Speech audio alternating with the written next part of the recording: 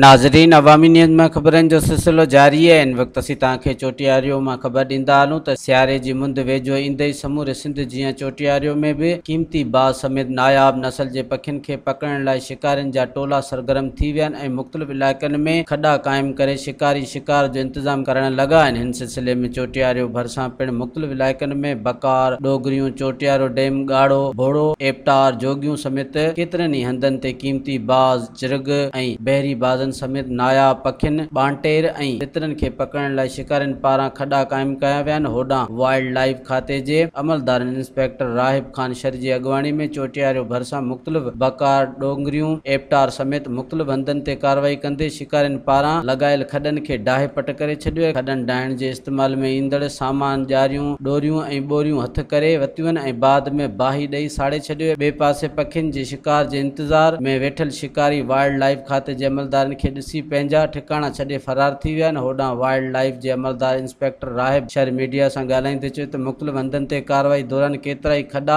डाहे हिकु शिकारी चनेसर लुंड खे मौके ते 15,000 रुपया ॾंड वसूल कयो। हिन वधीक चयो त शिकारी केतिरा बि बाअसर हुजनि, हिननि खिलाफ़ कानूनी मूजिब कार्रवाई करे हिननि खिलाफ़ FIR दाखिल कंदासीं। मज़ीद खबरों और तफसीलात के लिए विजिट करें हमारी वेबसाइट www.awamiNewsHD.com।